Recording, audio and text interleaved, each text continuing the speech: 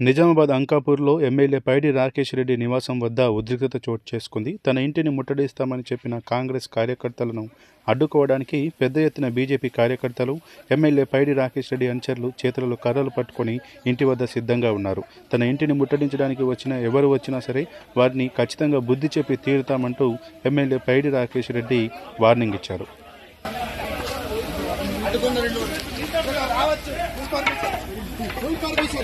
पेल्ली का जवाब आज मिलेगा, इस पेल्ली का जवाब आज मिलेगा, इस पेल्ली का जवाब आज मिलेगा. రాముడి సంతానంకు రావణుడి సంతానంకు ఈరోజు జరిగే పోరాటం మార్పుడు. ఈరోజు ధర్మం ఒకవైపు, అధర్మం ఒకవైపు, ప్రజల పక్షాన నిలిచిన గొంతులు ఒకవైపు. మేము వ్యక్తిగత ఆరోపణలు చేయలేదు. దయచేసి ఇక్కడ పోలీసులకు సహకరించండి.